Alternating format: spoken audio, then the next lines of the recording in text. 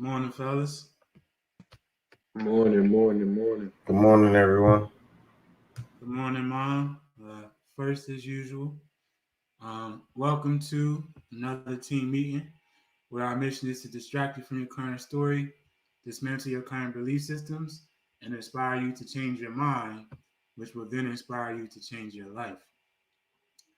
Of course, all of the places you can follow us: Instagram, Facebook, YouTube, Game 7 Shop, get your Game 7 apparel, Goal Line, our physical fitness program. Well, I guess I should say physical and mental fitness program, and Game 7 Academy, our tutoring, mentoring, and coaching programs. And our mission is to serve. So whenever y'all see us, please hit that like button, but most importantly, hit that share button so more people can see us, so we can serve more people. So the topic for this week is standards. I've had numerous discussions with different people this week, um, and it is once again makes me reflect. By far, my biggest struggle with other people, physically, mentally, I guess emotionally and financially, in terms of perspectives, would definitely be that my standards are very high. Not in terms of like snobbiness, but like I'm just not cool with what most people can do. Like I'm not that guy. So standards came to mind after I reviewed my week. So first things first, before we start, remember this as we talk. So Malcolm X, he has a quote that says, "That which you do not hate, you will eventually tolerate." That's how people fall off because they're cool with their lower standard in whatever area after a while. They may not be cool with it and they give it a shot and it doesn't work and they give up and they tolerate. So that which you do not hate, you will tolerate eventually. And Les Brown, most people fail in life not because they aim too high and miss, but because they aim too low and hit. And many don't aim at all. So, two powerful quotes that, in my mind, were directly correlated to standards. That which you do not hate, you will eventually tolerate. That's people that give up. And it's definitely something that bleeds through your family, you know? But we'll have some dialogue about that later. And most people fail in life because, not because they aim too high and miss, but because they aim too low and hit, if they aim at all. So first, let's talk about what is the definition of standards. Um, Not our definition, but this is from the Oxford Dictionary. Good morning, Miss Kim. This is from the Oxford Dictionary. So first, standards. As a noun, a standard is a level of quality or attainment. A level of quality or attainment. Number two, noun, an idea or thing used as a measure, norm, or model in comparative evaluations. And if you ever find it to be important enough to you or influential enough to you, go back and watch when Kobe and Michael Jordan celebrated their championships. After the first one, Michael Jordan put up two fingers. He was already on to the next. That was the standard. I won, on to the next. After the second, he put up three. Third, four, all the way up to six, where he put up seven. Right? He didn't make it to seven, but that was his mission. The same thing with Kobe. After one, put up two. Two put up three. Three put up four. That was the standard. Like I only play to win. You know, now that I win, I'll take it in today, but I'm on to the next. That's the standard. As an adjective, it is used or accepted as normal or average. And if you're unfamiliar with this guy, I always tell Nas he doesn't get it. I said, if you ever grow up and you play football in college, you're going to this man's school, either this man or Nick Saban.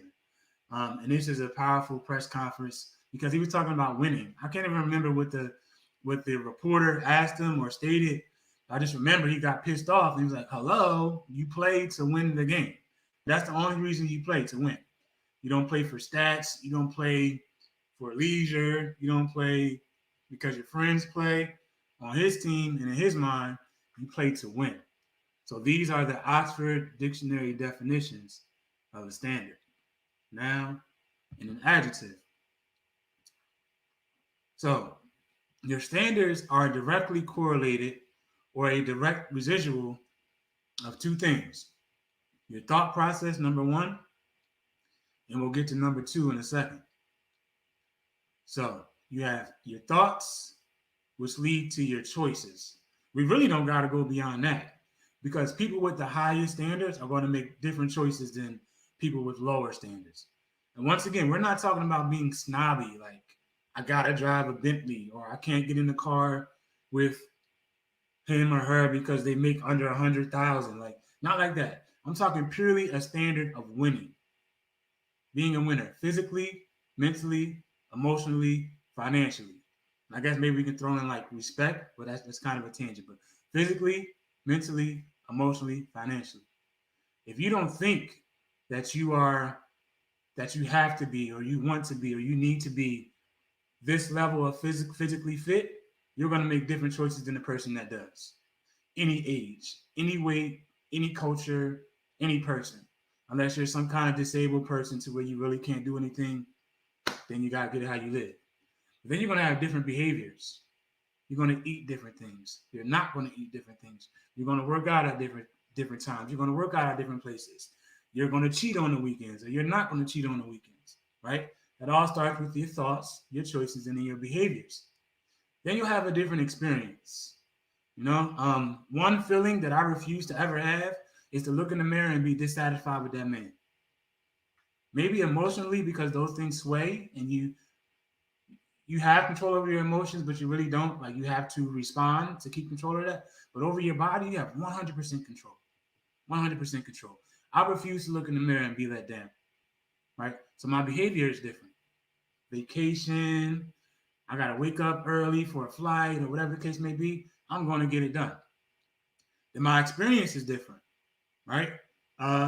We go to the pool, I don't have to wear a shirt. Or there's a wedding come up, I don't have to be embarrassed when I put on my suit.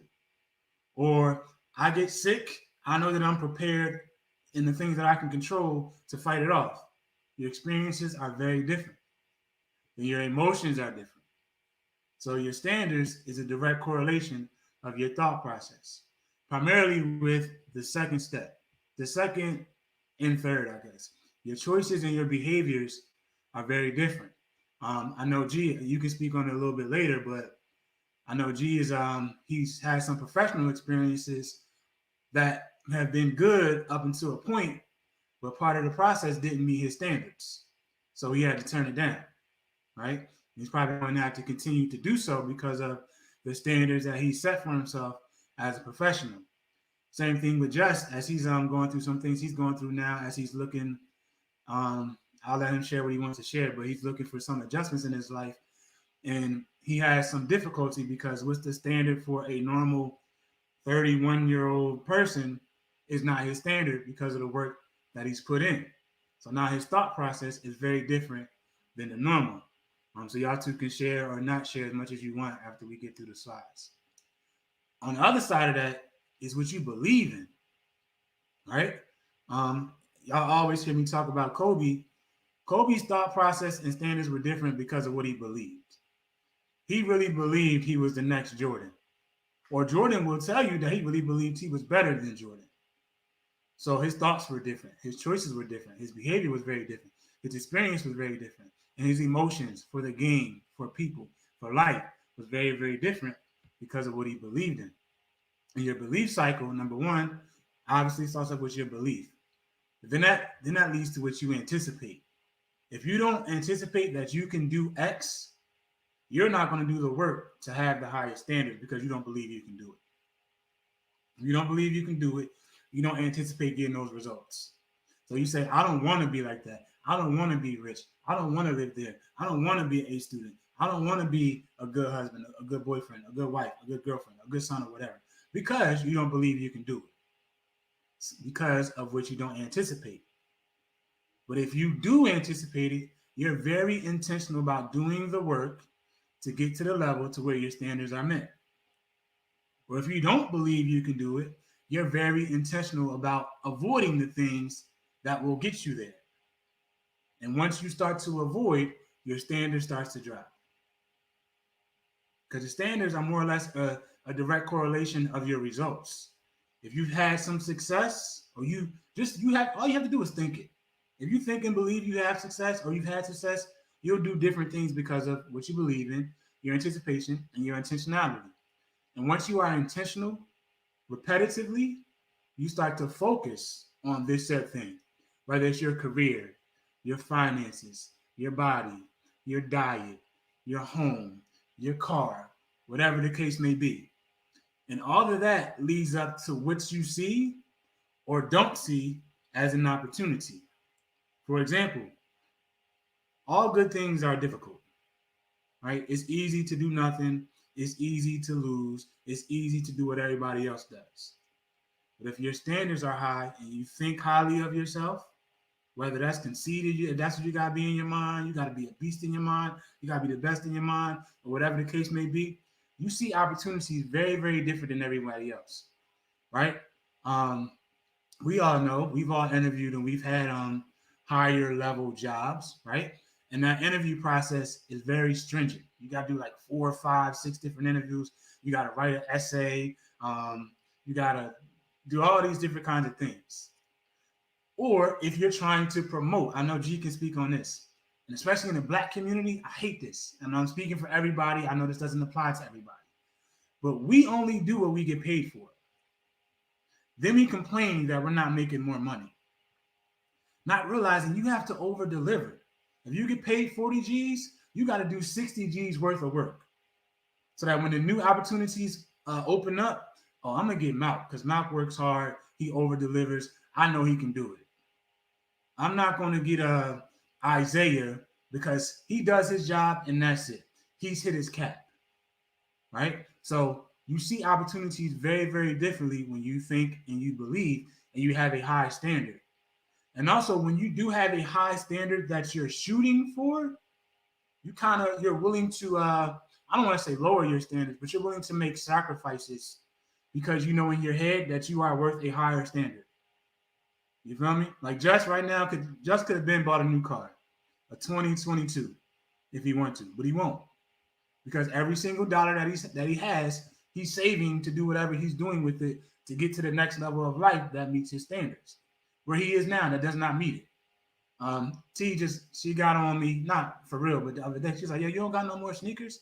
Yo, through quarantine, I wore 2 pair of sneakers the entire time, every single day. Why? Because then I gotta buy new ones. I walked my Air Maxes through the ground, literally. They had holes in them and everything. I kept wearing them. I threw those away because of her. Now my Air Raids is going to be next, right? But I'm not going nowhere. Even when I do, I don't have nobody to impress. I don't got another 120 or 200 for some new sneakers. I do, but it's not for that. That's one contract. You feel me? I'd rather put on the contract and lose it that way, you know? But that's because of the standards in my head, you know? That's why, not all, but generally speaking, like you can't really tell who the everyday millionaire is because they look just like everybody else, if not worse. That's how Mark Zuckerberg wears the same suit, the same clothes every day.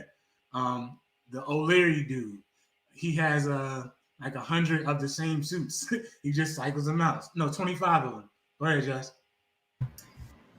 So I actually just found out that I just found out this past week that Mark Zuckerberg went to Phillips Exeter. Did you know that? He went to Exeter. No, I didn't know that.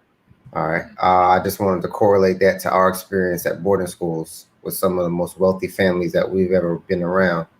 Their children have the same pattern, Yeah. right? You would never know that. You would never know their wealth. You would never know that based on what they wear or their lack of what they wear. Um, their closet is extremely, extremely limited, but the Yeah. focus is on different things. 100%. And in our culture, once again, speaking for everybody, and it doesn't apply to everybody, but we're a lot more focused on what other people think. And like I know, Josh, you've done a lot of home visits. Yo, these little kids will have on Gucci, the newest Jordan, uh, any kind of designer thing. You go to their house, they don't have a bed. They don't eat. They don't they don't have the standard living things, right? Or their family. But they look good. They on Instagram with their rent money that they didn't pay, talking to the money on the phone, right? It's an image, but their thought process and their belief systems are wrong, in my opinion. And this last part, this is a shorter presentation, but this always makes me think of. I remember when I first got hired as a teacher. I'll never forget. I told Just, um, he was like, "Hey, you not excited?" You know, I was coming out of a rough patch in my life, and I was like, "Nah, like I expected to get it." You feel me? I knew I was qualified. I've been busting my ass all this time to get here. If they didn't choose me, it's an L on them. I just go to the next, you know. And I have a very, very difficult time celebrating because I've yet to hit. Me and Jess were talking about this earlier in the week. I've yet to hit a win for me. You know, like a lot of things that I've done are worth celebrating. I would say, you know, but for who? But for who? Not for me. Not for me. And it's a gift and a curse, but it makes me think of these people on the screen. So I always talk about this because I've heard them in interviews, but it's hard to find it documented. I had to search high and low for this, but I found one about Nick Saban. So Alabama football coach Nick Saban, who is, I guess now clearly the best college coach of all time, gave himself and his Crimson Tide team a well-deserved break after winning the 2018 college national championship in an overtime victory over Georgia, where Devontae Smith caught the touchdown. Welcome to the squad, bro. He gave everyone all of 24 hours. In 24 hours, you probably need to move on, Saban said in his press conference. Saban is the highest paid college football coach in America, and by most accounts, the hardest working. According to the New York Times, Saban has nothing left to prove after winning his sixth national title. But as Saban points out, it's not about winning the championship. It's about something more than that. Saban doesn't focus on outcomes as much as he focuses on competing and being all that you can be. And that's why he gives himself and his players 24 hours before they have to get back to the grind. Move on, he says, because there's another challenge. You created a target for yourself in the future in terms of people who want to beat you. Saban believes that when people focus on constant improvement and staying ahead of the competition, the outcomes, the national championship, or the big sales win will shift in their favor. So he wins the ship. He only celebrates for 24 hours. And that's really not a 24-hour celebration because they played the championship somewhere else that wasn't Alabama. So they got to go back to the hotel. They got to pack. They probably got to get up early. They got to travel back, get back to the dorm, get back to their apartment. By the time they get all settled, they probably got like time for a little party, and that's it, right? Or you hear the stories about Kobe in the club after a win, after the championship. He would leave and go to the gym. His standard was different. I didn't play to win one, to win two, to win three, to win four, right? And as I said with the championship fingers, it was always on to the next one. Bill Belichick had the same 24-hour rule, where I'm sure that's probably where Nick Saban got it from. When they won the championship the last time, he had the trophy, no days off, no days off. He was ready to get right back to it so he can win again. There's no coincidence that those two are the two most winningest, if that's a word, winningest coaches of all time in their different levels of sport. And Michael Phelps, he too has a 24-hour rule. He wins the Olympics, he wins the championship, wherever, he flies back home and he works. He's known for his work ethic. All of these people on the screen are world-renowned champions. But people that really know them much more for their work ethic as opposed to their accomplishments. And they also all struggle with relationships. I don't know anything about like their husband-wife relationship, but with people. Like as much as New England wins, players don't like to go there because of the culture, because of the standard, right? Alabama, players like to go there, but you know, they have a culture, they have a standard. It's not really a fun place. You know, I've never been there, but you do your research. It's not fun. The winning is fun. The people who don't have fun in the process have fun after you win. You know, so that's the last slide for the day. It was very, very simple, but standards, they're very, very important. And I don't really know where I want to go with it. I'll let y'all jump in and we'll converse about it. So let's go G, then Just. Now you gave us a lot. I appreciate it. As you gave those quotes from Malcolm X and Les Brown, G, can you move up, G? my mic is messing up. A little bit Is it better? better. Okay. So I was saying, as you gave those quotes to start off from Malcolm X and Les Brown, I thought of another one. I Googled it. I didn't realize it was from Thomas Jefferson. But it's the one I'm sure y'all both have heard before. If you want something you've never had, you must be willing to do something you've never done. And I correlate those together because to me, your standards are, it comes down to your desires. And people with high standards struggle understanding that people with low standards, sometimes they just don't want it, right? Or they don't want to put the work in, as you said. So I say that to say you gotta figure out what you want out of life, and if you want something, you gotta be willing to put in the work.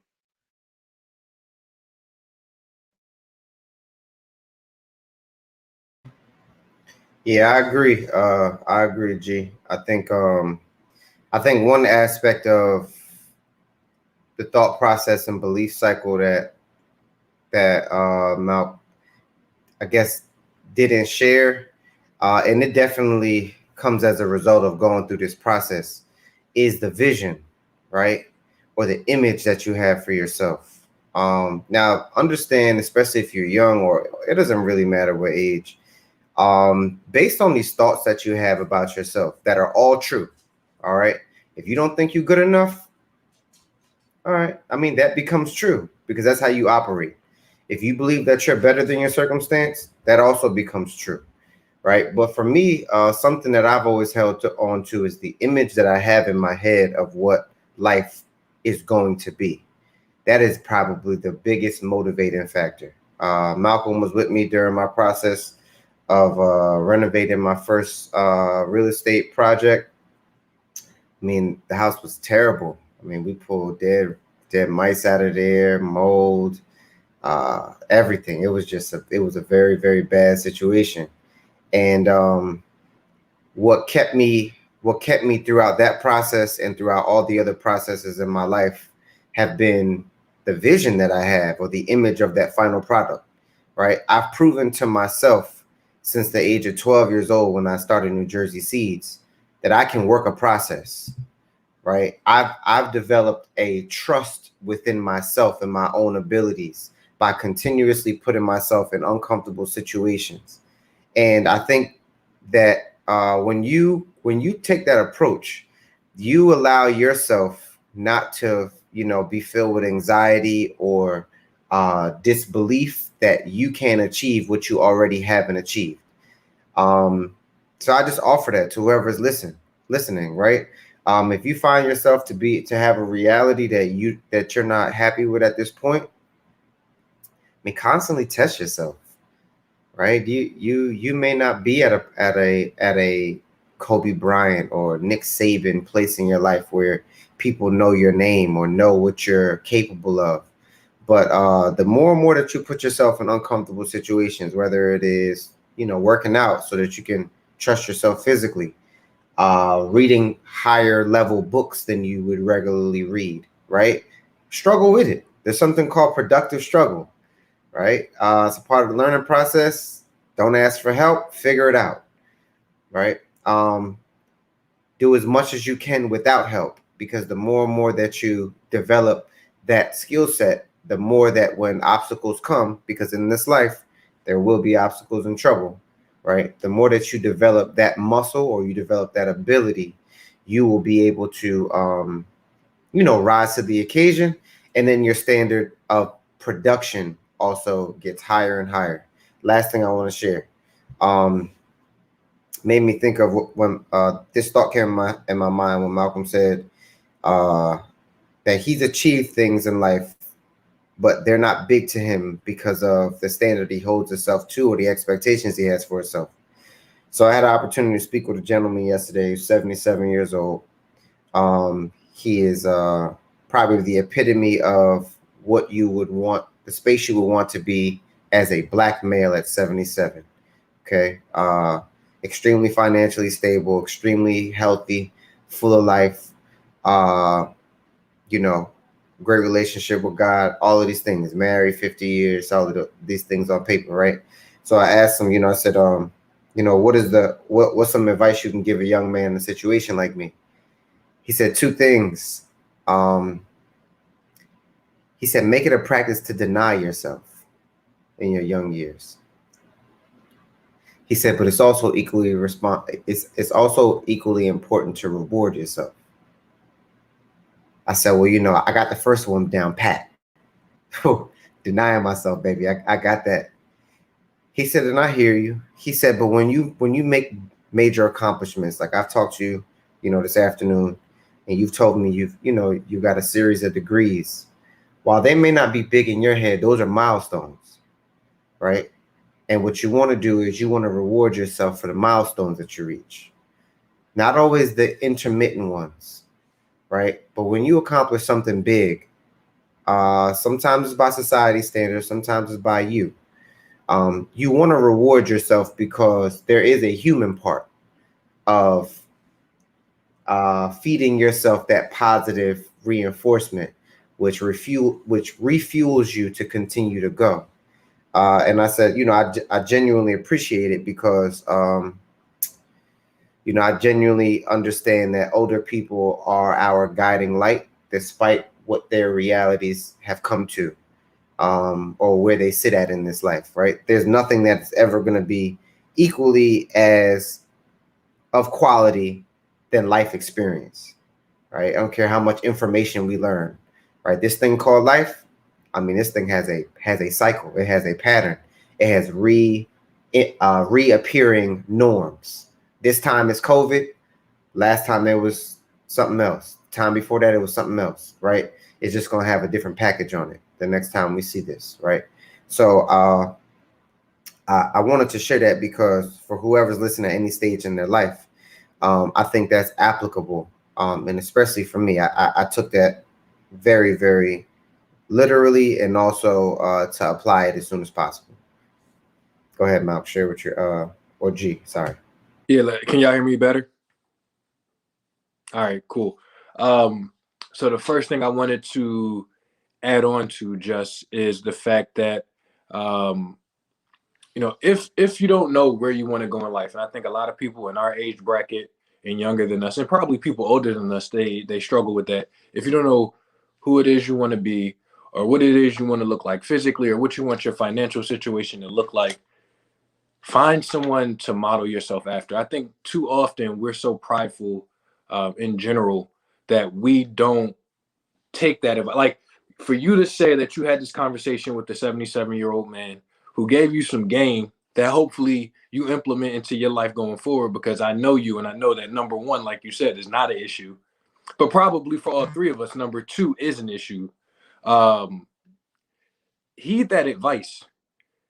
If you don't have that person in your community, if you don't have that person, accessible by phone, Google it. Read about the people that we have on the screen right here.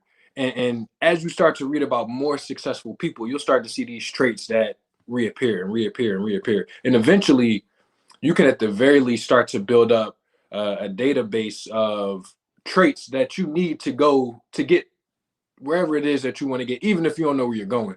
But if you do these things consistently, you'll be better off tomorrow than you were today, and so on and so forth. So I think that is very important. And then, Jess, I just want to thank you for sharing that anecdote from that guy, because I think I suffer from the same disease. Very, very, hard on myself, or not necessarily one to take solace in an achievement that other people see as once in a lifetime, or something that, I should be celebrating. Go ahead, Jess. I appreciate y'all being receptive, and everyone that's on this call or viewing. I just lost my thought, so Malcolm, I'm gonna let you go. It wasn't. I'll come back then. All right. So I took some notes. So number one, this is the thing that drives me crazy with this. If you don't want it, just tell the truth. Just tell the truth. I don't want to make that money. I don't want to be that in shape. I don't want to be that emotionally tuned. That is a lie. It's a lie. The truth is, I'm not willing to do the work, or I'm not willing to make that sacrifice. Or I want to celebrate like I won the shit, but I didn't. Right? I don't want to expose too many people personal information, but like I couldn't say no because it was my family. Yes, you could. Yes, you could. Yes, you could. Right? I just hate when people don't tell the truth, because the truth is what hurts. And that's why too I respect you two a lot. It's like we're very, very similar. Just was my right hand man through high school and on, and G was my right hand man through college and on. We're very, very similar, but we got different areas of our life where we're very, very different. And between us three, we have no problem disagreeing. Like me and G talk, yeah, Malk, but you're right, but I'm not doing that. Simple as that. Or just be like, yeah, but I ain't there yet. I'm like, all right, you got it, but I think we're cool with accepting those temporary headbutt moments because we respect each other, because we know, like, we truly think and believe it, and we're giving everything that we have in our power to get there. And there's a reason that we've got to these different levels of life that a lot of people around us may not have had. But it's like, yo, just tell the truth. And that's the part that gets all the lies and all that. Yo, I just don't want to be great. I'm cool with being a loser. I'm cool with being way overweight. I'm cool with being emotionally out of control. I'm cool with being in poverty. All those kind of things, but people won't say it, right? And I don't want people to get it misconstrued like that. You have to have a standard and just be here today. Like, you can be extremely overweight or out of shape or mentally, physically, emotionally, and you can change today. Your standard change today, 1 pound at a time, or one meditation moment at a time, or save $1 at a time. It changes today. You don't have to feel good about what everybody else is doing. You make the decision. You make a decision. That's why every time I see somebody who's had a drastic physical change, I drop it in the chat. They made a decision. What's your excuse? They lost 400 pounds. What's your excuse? They were sleeping in the car. They was overdrafting, and they was running from the police, but now they're a billionaire. What's your excuse? All you have to do is make a decision to tell yourself the truth. Until you say that I'm extremely out of shape, it'll never change. Until you say that I'm extremely broke, it'll never change. Until you say that I'm extremely misinformed, it'll never change. All the excuses are what pisses me off. I'll work with anybody. You can come from any single level, as long as you're ready to do the work. As long as you're ready to do the work. And Just made a good point about society standards. Your standards should never be society standards, especially if you're from America. Especially. America is a third world country with a 1% that totally inflates the stats. It's a third world country with a 1% that totally inflates the stats, right? So it's really a country that's in poverty, minus a small portion, right? We're a country that's extremely out of shape, like everybody, in terms of the stats, right? So your standards need to be your standards, not everybody else's. And if you don't have them, tell the truth, right? And then to get on to the celebrating part, like, I hear y'all, but like, that's so hard. You feel me? And I know y'all both said it. It's very, very, very hard. Because I'm thinking, like, every dollar I spend, I think about it. Every moment that I'm in leisure, when I know I could be working, I think about it. And the only way I got to the point to where we are celebrating is because of that mindset, right? But I don't got no problem celebrating. Like, G, no. we celebrated for 4 straight years, for nothing, for absolutely nothing, because we had the opportunity. But I do know that when the time comes for me to celebrate, I'm going to celebrate. It's going to be lit. I think that's another part too of why we don't celebrate. there's a certain standard that we shoot for celebrating. Like we're not just going out. We're going out and we're gonna have to have a table, right? And now it's a table, and then at this level, you're gonna have to pay for your friends, most likely, right? Or make some of them disappointed, like y'all didn't do the work, so you won't be here. And not all the work, like just your role. All you had to do was make the shirts. That's it. You can come. All you had to do was drive the car. That's it. You can come. All you had to do was type the contract. That's it. You can come. You have to do your part, right? And especially now, like I'm speaking for all three of us, we're at a point now, like if you're not doing the work, you can't enjoy the celebration. What are you celebrating for? You're getting the residuals of my hard work, you know? And I also hear like those people, like just I don't know who he's talking about, but those people who have made it to those points, who say, "Oh, you should celebrate all your wins and stuff." I guarantee you, they were just like us. They wasn't celebrating too much. They didn't celebrate until they got their victory. All these people we study and we look at, yo, they give everything that they have to get to that point. There was no dollar that went unaccounted for. There was no day where they didn't take care of their mind. They didn't take care of their body. And they drove the people around them crazy because they did not understand. Right? So I do get it. Like it's like a self-care thing. You have to appreciate the journey, give yourself a pat on the back and all those kind of things. But I guess I'm just reiterating. It's like even when you know what you should do in that regard, like it's still hard for me to do that. You know, I don't know if I'm being if I'm pushing back, but like that's my honest thoughts. It's like I really don't want to. You know, I get it, but you already there. I'm not there yet. You know. So, two things. First, I wrote down something when you were talking about America being overweight.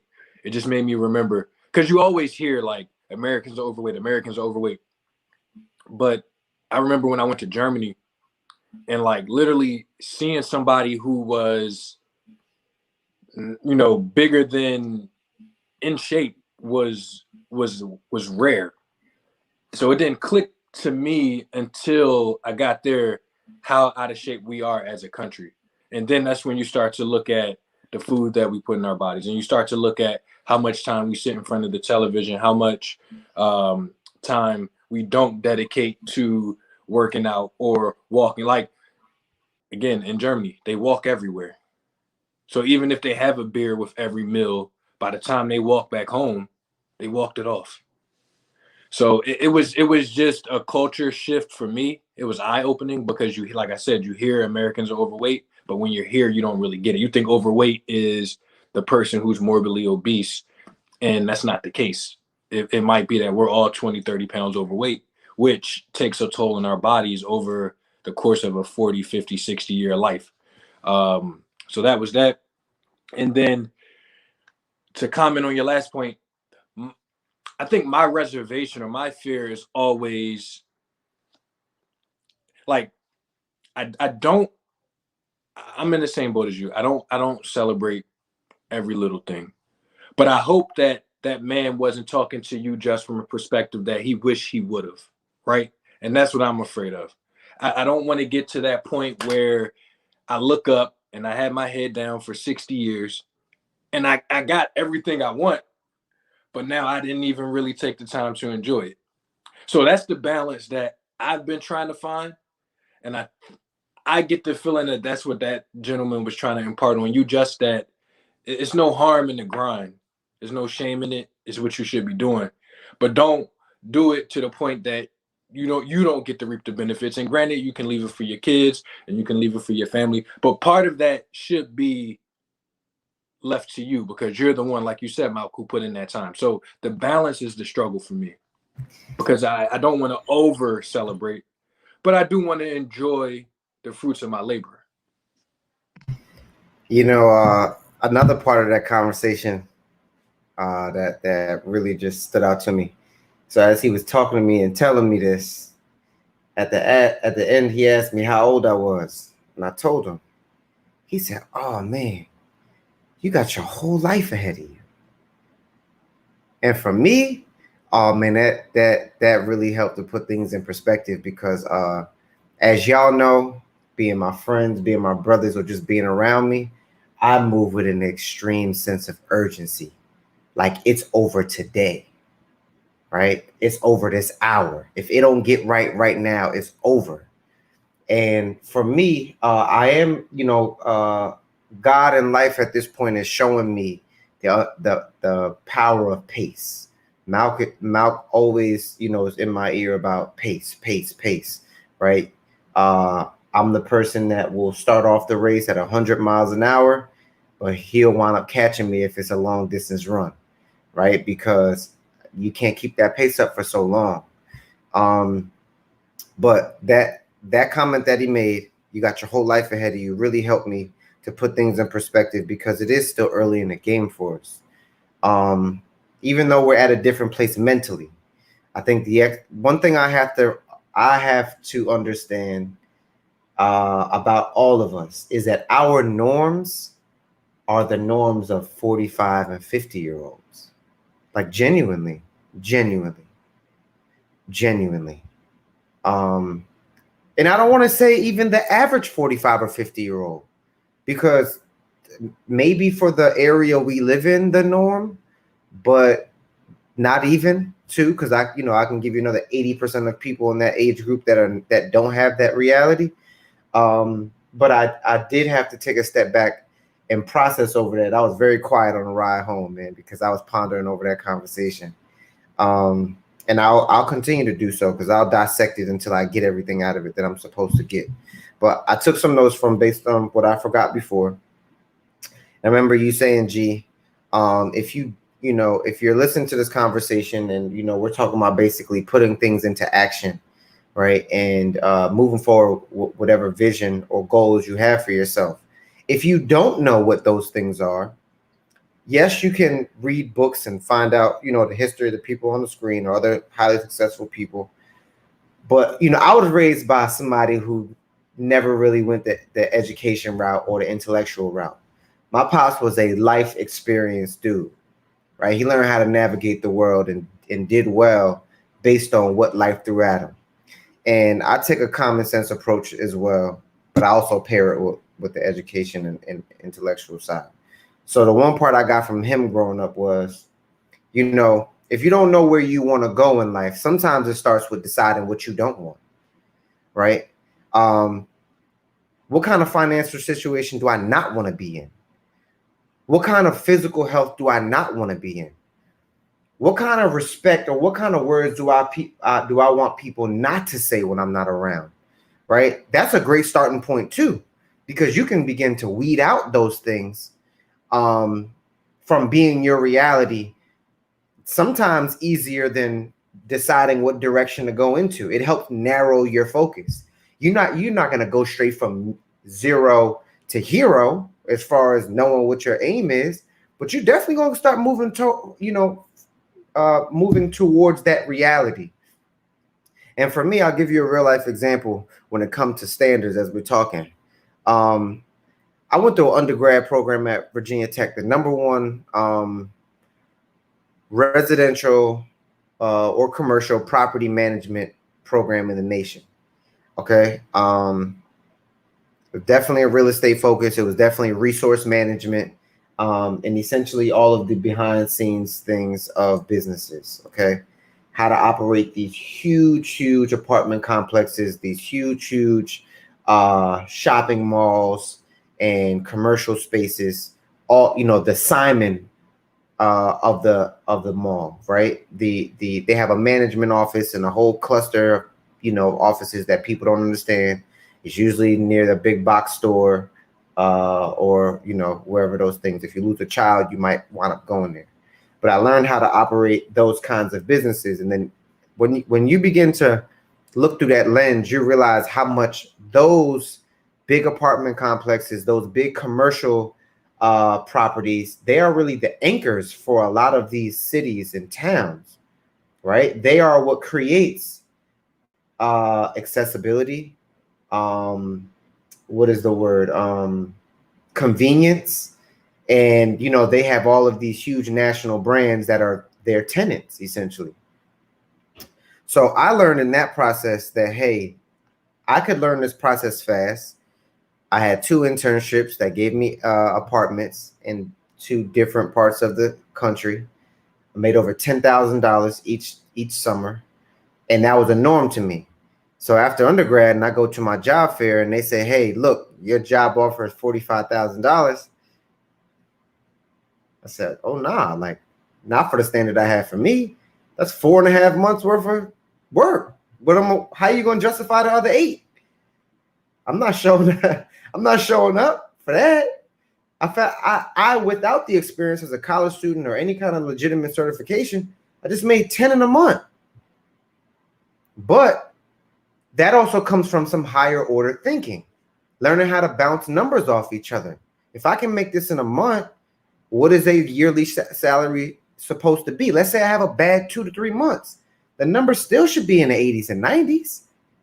So something about this conversation doesn't make sense. So to me, the answer was no. And not in a disrespectful way, but I understood that, hey, look, I haven't really positioned myself to be in a place where I can necessarily dictate those numbers that I see for me, okay? So while everybody in my program was deciding to take offers, I didn't even have a grad school offer at that point, but I knew I wasn't going to accept that because of what I decided I didn't want, okay? So in November of my senior year in grad school, in undergrad, November. Now, mind you, how late in the game that is, okay? I decided I wanted to go to grad school, but I also kept my standards. I wasn't about to go to a UDC. I wasn't going to go to a lower tier school. I've only been taught that the best is acceptable, okay? So I reached for, number one, after narrowing my focus, what would I want to do for a daily career? What would I be happy getting up and doing every day? Part of a conversation like I had with a gentleman last night. The chaplain at the football team at Virginia Tech asked me a question that I wound up repeating growing up. Throughout my professional career and adult life. He said, "Just, if money wasn't an issue, what would you be happy getting up and doing every day?" Man, I sat on that for about 2 weeks. That thought lingered. And nobody ever hit me with nothing like that, right? Because I always been taught to chase the bag. Like I come from a hustler, a hustler in my father, a hustler in my grandmother, in a place in New Jersey that you got to produce money. Highest taxes in America outside of California, right? And when he explained that to me, I took a step back and I realized that only reason I'm sitting here having this conversation with you 8.5 hours away from my family is because education had been my passport. Education gave me a chance to live in 6 different cities, not on my dime. By the time I was 22, my family don't have money. Education was my passport. And I would have loved to be able to offer that back to people coming behind me. And I made a switch mentally to, position myself to apply to grad schools in the education field, education policy, and more narrow focus urban education, right? Because I had come from an urban background. And throughout that focus, I realized that Brown had a program. NYU had a program, and 2 other, Harvard had a program, and somewhere else. I wound up getting into Brown and NYU. And mind you, my brother is the first person to get a degree on both sides of my family. But I've been an athlete my whole life. I also been little my whole life. And if you know about anything about little people, it's either they accept they stature or they bigger than everybody. And my internal competition is what made the standard for, okay, I might have graduated from a big university, bigger than my brother, right, for undergrad, but I got a 1-up, right? I had to set the standard even higher. So nobody's got a master's degree in my family, but I guess what? You're going to have to add something after that. Nobody's going to get a master's from an Ivy League school, from 2 parents that started having kids at 16. That's a new standard. You talk about breaking the cycle. I'm a little joker. Walk past me, please. Right? There's a lot of things that you don't expect just from how I carry myself until I open my mouth and things of that sort. There's nothing really special about me. But everything inside of me, the standards that I have for myself, have created these realities that are now special, or by society standards special. I just don't see them as that because of what I saw for myself the entire time. So when a gentleman yesterday tells me to celebrate these milestones, I'm like Malk when he hit me back, and I said, you know, you're not happy that you got the job, Malk? And I watch Malk get up at 5 o'clock or earlier every morning for 2 years. Leave a, can I tell it, Malk? All right, Malk left a Fortune 500 company on a managerial level because he decided that that's what he didn't want, okay? And decided to drive Uber for 2 years. What a baby. What a baby, right? And decide to invest in himself and go back to grad school in a completely different field. I mean, in the Joker's trajectory after that just completely changed, right?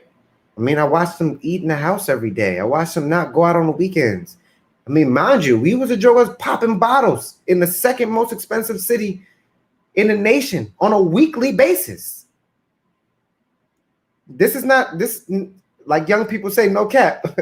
You know what I mean? Genuinely, like literally, we there's a standard when we go out up until that point. We're not going and standing in the crowd. You understand? We have a section or multiple sections, you know, and I'm happy we got out of that phase, and I'm happy that that phase is behind us because now we're not utilizing our resources for that reality or to keep that, you know, image.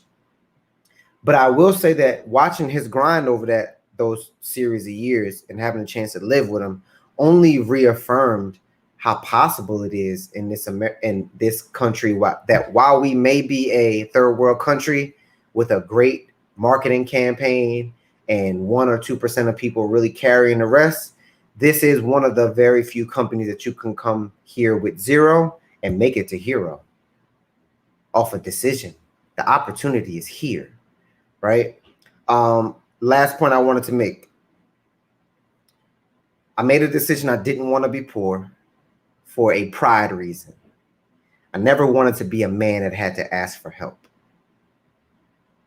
I've grown from that, right? But I also wanted to share that because your process and getting to where you are headed, it's going to come in stages, right? It's going to come from deciding what you don't want sometimes.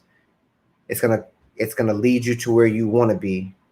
And for me, I never, ever really had a lot of respect for men that had to ask for help. Partly because I grew up in a house where my father he was the one that Jokers was asking for help from him. But I also seen how heavy it was to be that person. Damn, they hitting you for that again? I'm just 6, Dad, but I see it. I'm 8 now. I'm 10 now. Damn, I remember 3, 4 years ago when they hit you for the same thing. They ain't learned?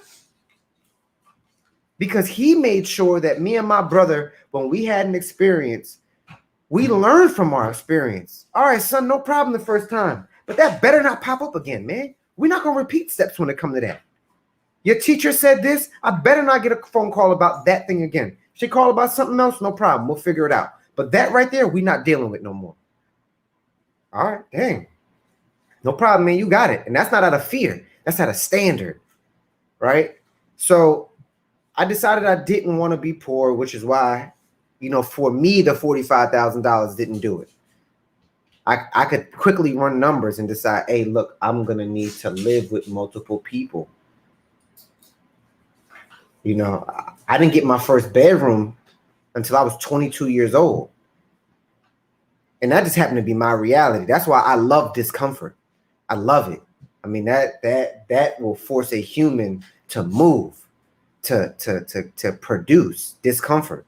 I also wanted to highlight that humans are no different than animals. Okay, we're no different than dogs. We're pack animals. Okay, we are pack animals. And if you don't understand that analogy, we need to be around others to thrive. That's why it's so important that you hear successful people share. Watch the 5 closest people you have around you. Nobody said operate alone. They just said be mindful of the realities, the mindset, and the standards of the people that you have around you, because we understand that we have to operate together. right? But if you're packed, if your circle, if your group of friends, family, or associates have a standard that is lower than the vision that you have of you, you got to break the chains. You literally have to. If you got to operate alone for a little bit, then choose to do that. Let Malcolm be your example. You're a regular dude. All of us on this call, we regular guys. But he decided that Fortune 500 company that had him in that managerial position, he didn't want to have that reality for much longer. He didn't want to go to the company, open the company up, be there till closing, be back less than 7 hours later, open it up again, and just continue the cycle. Where am I going to be in the next 5 to 10 years? I'm going to be a compensated slave. You know, that's big words, right? I mean, but it is the reality though. I mean, you know, as a company head, your job is to max out the most of the salaries that you're paying. You're supposed to squeeze that individual dry. That's the only way it makes sense monetarily, right? But it is up to the individual that's in that role to understand, hey, look, can I keep this expectation up? And can I keep it up for a long period of time, right? But that comes right back to your standards. So I wanted to reconnect all of that conversation back to the standards and know that, hey, look, you have to identify what the standards are for you, because it's easier at that point than to decide what you're willing to accept and what you're not willing to accept. Great points, Just. And I took some notes, and I also like to add the part you skipped, Just. I ain't have a job for 3 years. Forgot My that bad, part. that too. Yeah, I got that new job after I did like I'm not even exaggerating, bro. Probably like 1,000 applications to get that new job, and I wasn't really informed on how to go through the interview process, and I didn't get the salary that I could have got. And after being there for a week, on week 2, they changed my standard hours from 40 a week to like 70. So I quit on the spot. I said, bro, I'm not doing that. And I left, and I was getting how I lived for 3 years. So I got started off very, very late as a professional, and here I am today. You know, and there's no doubt in my mind I could like at least be where G is professionally if I did not stop. You know, but we had different paths, and I wasn't willing to make the professional sacrifices that he was to get to where he is as a professional today. Um, and now today I'm at that next transition to where it's still 5 o'clock. It's just, but it's for me, you know. And then I totally agree with the people that you are around, because my life changed after the day I walked out your house that day, bro. Uh, 2.5 years ago now, I ain't been the same dude since. My standards totally changed. Yo, Mac, we worth at least 10 million. We worth at least 10 million. You need to start reading books. You start taking care of your body. Boom, boom, pow. Walked out the door. I ain't been the same dude since. But a couple of my points from what you said, because we're black men, our battle is tougher, and we can't make excuses. As we highlight almost every week, it's not our fault, it's our responsibility. Now, I know I have a unique perspective, but you'll never hear me talk about racism. You'll never hear me talk about it's unfair. You'll never hear me talk about they got the land or white people got it. Don't matter. This is my team. This is what I have. I will win this way, no matter what. No matter what. And I think that we are cool with putting the celebration stuff off because we truly think and we truly believe that we will get there in due time and we'll celebrate then. It's not like we're just gonna grind our whole life and that's just what we do. Oh, we got it. Yo, when we get there, we gonna celebrate. Or if not, we gonna die trying. Because there's people counting on us consciously and or subconsciously for us to do the job that we set out to do. Right? Because they're family or friends or whatever. And a lot of them are not willing to make sacrifices that we are willing to make to get there. And we understand that we're carrying that burden that we just accepted to carry, that other people won't carry. So I think we're cool with putting that off because we truly believe we're going to get there. Now, your Kobe was going to the gym at 3 o'clock and going to breakfast and to the gym again and then the game later because he truly thought and believed he was going to win. And if not, he'd start the process over and he'd get there. So I don't think like we don't want to celebrate. It's just we're not there yet. And also family, like being around youth more. Like one thing that really breaks my heart is kids that are already out of shape. Breaks my heart. Like you're setting them up. How are you out of shape? And you like 4, you 5. It's over. It's going to be so hard to break that. Whenever you see anybody more or less that's out of shape, their entire family is probably out of shape, right? And it's killing them, literally, And those are normally people that die from natural causes because you've been set up for failure. Or people in poverty. 9 times out of 10, they come from poverty, right? Usually people from wealth, they don't go into poverty unless they have some kind of like drug issue.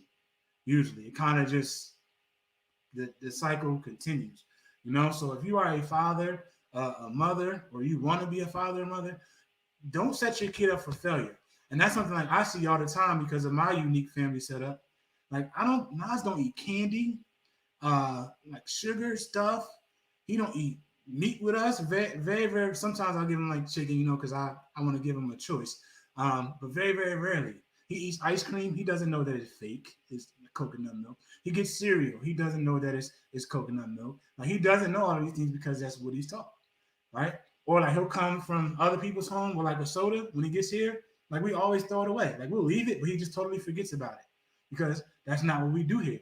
So you set the standard for your family. And understand if you're coming from poverty or you're coming from an emotionally broken family, financially broken family, somebody has to be the person that breaks that cycle and they'll have to do more. You're going to have to be the person that puts off the celebration. You don't have to eat mama's cooking. You don't have to if it's not healthy for you. You don't have to take the family trip with everybody else if it's not in your financial plans. Because at Monday at 9:30, they don't have any plans to invest. They at work, crying about their check, and they're not willing to do any more work. Or they do 1 application, they do 2 applications, they do 3, they didn't get the job yet, so they quit.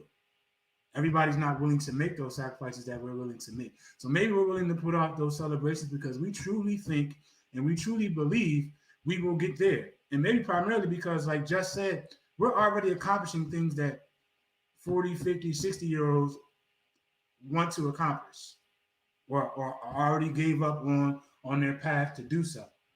And I think your what you do not want, quote Just, directly correlates with Malcolm X. That which you do not hate, you will tolerate. I'm not getting 40 G's a year, like you said. I don't care if I'm 21, fresh out of school. I just made 10 as an intern. That's unacceptable for me, right? When you have standards, you don't just take what you can get, right? Some people just want to get in the league. I'll be the 12th man on the con. Go ahead, Justin. I watched that Earn Your Leisure podcast that Rick Ross was on. He was on a stage, and he was talking about how he had done so much work, over 10 years of work in the rap game, writing for people, putting out mixtapes, creating his brand, that he wound up later hearing about 50 Cent going to some executives at one of the companies, Def Jam, Sony, or whatever like that. He was like, I hear about this kid and this guy in Miami that's buzzing. I mean, he the truth. And he want 10 million. I mean, he want $1 million to sign. They was like, no, we're not giving him $1 million. 50 was like, you need to give him $1 million. Right? Number one, because the perspective of somebody who had put the work in coming from nothing, right? So 50 could see it, and now look, right? Everybody sees what value Ross has, not only as a musician, he's actually known more for his business savvy and his business excellence, right?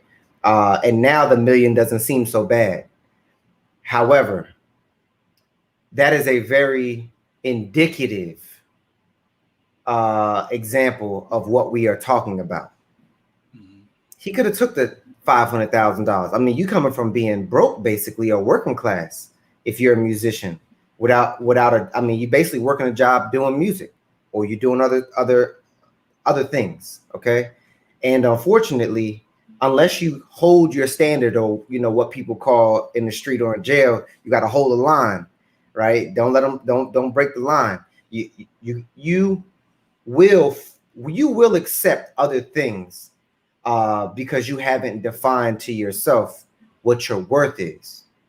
Yeah. It's a great segue for relationships too, but I ain't gonna go that direction. 100%. And two more things before you go, G. And just I think you had an incomplete statement. Discomfort forces people to move like us. But most people, discomfort forces people to break. It breaks people. Or retreat. Okay, move, break, retreat. Right, some combination of the three. And then lastly, I'll say people like us, they celebrate with tears because they've given every single thing that they got. That's why when Kobe first won that shit, he was in the bathroom crying. Yo, he gave everything. Everything. Everything. Everybody was at the club. He was at the gym. He scored 40, but he missed the game winner. He stayed back. They was all at the club in Miami. He shot the same shot until he made it 1,000 times in the middle of the night, and then woke up, was first back to the gym. Jordan, when he won, he was on the floor holding the trophy on his shoulder, crying. LeBron, Cleveland, they gave every single thing that they had, while everybody else is jumping around, screaming, they crying. Because they did not celebrate until they hit the pinnacle. Not when you took the Cavs from trash to the playoffs. That wasn't good enough. Not when you made it to the first round, to the second round, or you made it to the ship 10 times in a row. Them losses don't mean nothing. But when you finally got there, people like us, we celebrate with tears because of the years that we gave into, because of the cycles that we broke, because of all of the no's. All of the time when we know we was qualified, it was no. Another application, no. Another application, no. G got to move across the freaking world, and then move back across the world. They move back across the country. They move back across the country, and then get told no, and then get told no, and then get told no, and then get told no, and then get told no. Then you get the yes, and then yes, automatically on to the next one, on to the next one, on to the next one, until you hit that pinnacle, right? So people that celebrate like this, cool. But the dog, the man or the woman, the boy or the girl that did the work, they celebrate with tears because, like Josh said, it's been that vision. I don't want to just make the team. People with standards, they don't just get what they can get. That's why James Harden forced his way out. Yo, I'm the MVP. I'm a top 5 whatever point guard of all time. My 30, 20, and 20 is not enough for me. I need to win the shit. So let me give him my Just and KD. Let me give him my G and Kyrie. Let me move to New York to where I can get some bread on the side too and save my bread and invest for my family and get with KD and get in on this Coinbase deal. So all of those things are very, very relevant. But remember, if you are that person, it'll be worth it. I just want to say it'll be worth it. What you got, G? I don't got much, especially after that. I think we've said what needs to be said. What's important is to do something. I think the worst thing that you can do, standards or not, is to sit still. So whether it's working on what you don't like or figuring out where you want to go, there always needs to be some level of action, some level of momentum. Because as you keep going, as you move a wheel, it'll spin faster. So keep that momentum. Don't be stagnant, and eventually you'll find that path. Eventually you'll set those standards, and once you set those standards, that's your new baseline. You don't dip below those standards. That's now your floor, and you find the next thing that you need to do to elevate to get to the point that you're trying to get to. So, question for you, G. What do you? Now, I think Just brought up a good point that in order to get the the championship return, the celebratory level return, you have to be willing to do it for nothing. Right? You gotta be willing to do it for free. So what do you like? You just gave the advice more or less to keep moving. What about the people who can't keep moving? What do they do? Keep moving is literal and figurative. Keep moving means if you can't change your situation today, like I said, read a book, do some studying, practice whatever it is that you're your job is, your trade, your skill, your talent, so that when the opportunity comes, you're ready, right? Don't say, I'm in this situation, I can't change it right now, so I'm gonna just accept it. No, take your free time and grind and get better. Like you said, go in the gym and shoot those shots, because at some point you'll be placed in a situation where you're gonna have to take that shot in the real game. And if you ain't practiced, that's going to either scare you or you're not going to be prepared. And we talked about this on the other podcast when we were about to graduate from undergrad.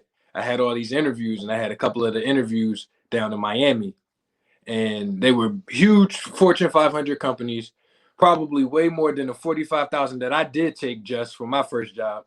So I'm over here thinking in my head as you're talking, damn, I took the 45.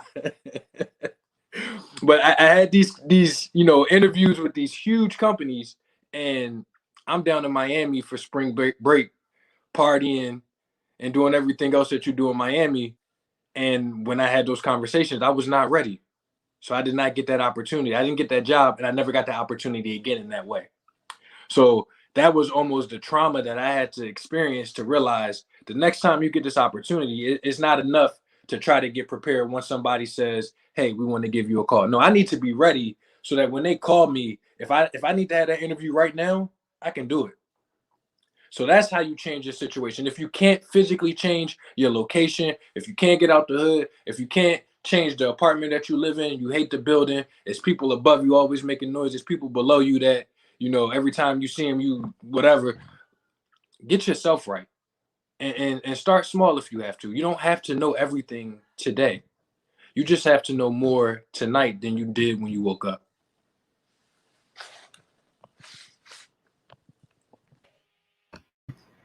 Yeah, I agree. Definitely great way to put it, G. There's a whole bunch of people that are out here saying 1% better, 2% better every day. That's just building those bricks on top of each other and control what you can control. I guess maybe one of the tactics, one of the skills that you can utilize if you do find yourself stuck is just to get a daily planner, right? I mean, we have calendars in our iPhones or whatever phone that you're on. If you are someone that needs to write it down and see it, then go to the dollar store, go to the Walmart, go to your supermarket, and buy a planner. I mean, if you already have a job, chunk out the hours that you are at work, and then look at how much the rest of the day that you have available, right? If you have children, you might have to pick them up or drop them off before they go to bed at a certain time. Look at the distance between, or the time between the time they go to bed and the time that you go to bed. Let's say it's 2 hours. You got 7 days a week. That's 14 hours, right? You can put a dent in your entire reality, or working towards a new reality with 14 hours a week, 52 weeks a year. So you can squeeze every bit of opportunity out of your day the same way your job might do with you. Okay? So please understand that the opportunity is there, and not much has to change except the way that you see yourself and what you're willing to accept for yourself. Yeah, great points. Yeah, and G, very, very, very good points. And that's how my life changed. And still, like what G said is so simple, but people not willing to do. Now that's the game 7 mentality. When I walked out of Justice House, I had no idea what I was gonna do. I was like, all right, I got to figure out how to make $10 million, and I didn't know what to do. But then I just started reading. I started studying people, right? And I was already working out, but I started studying people who are in places where I desire to be. I still do desire to be. And the first thing that I noticed, it was every day, every day, every day, every day, every day. And if y'all know me, I'm the definition of every day. Out my family, my girl, my son, my job, it does not matter.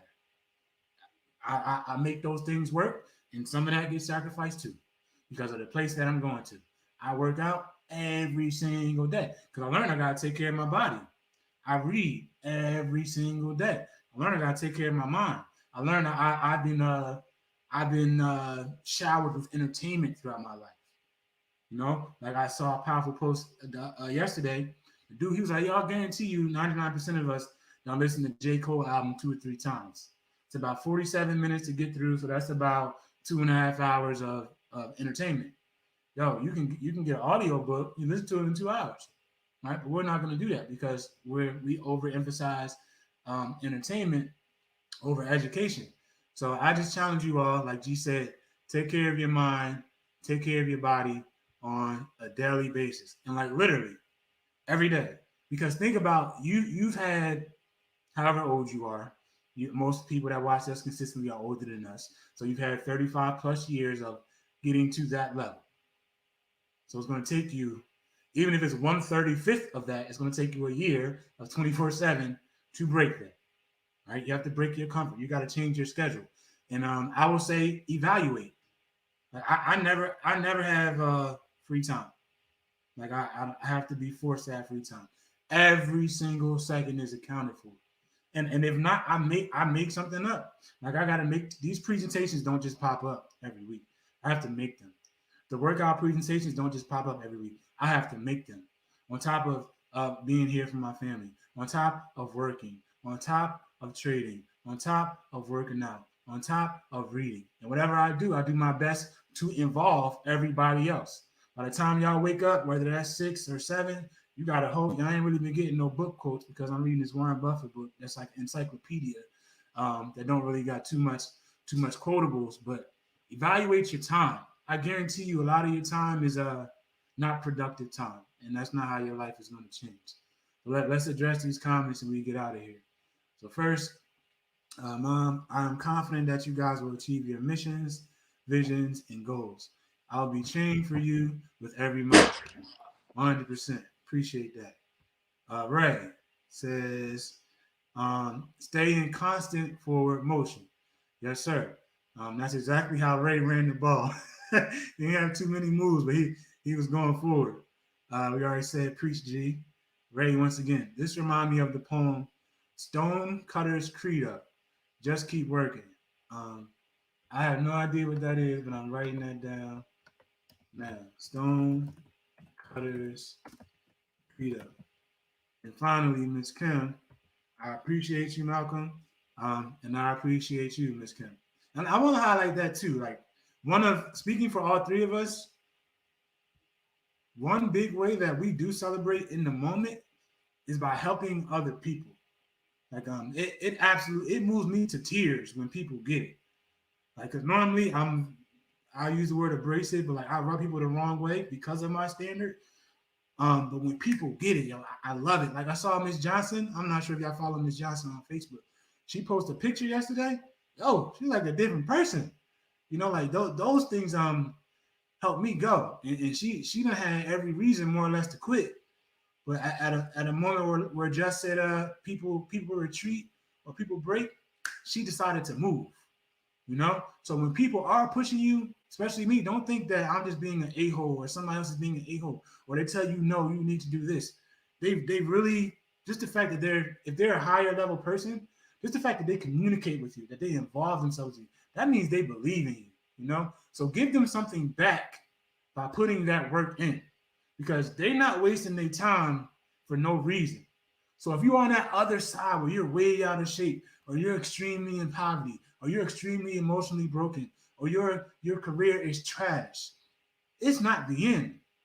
You know, that's the thing. I celebrate other people. Maybe that's my flaw. Like I gotta celebrate me, like I celebrate other people. But I just truly love to see to see people get it. So take that advice that G and Just said. Get your calendar out, work out, read some autobiographies of people, successful people, and just do it every day, because your time will come, and you're never too old until your life is gone.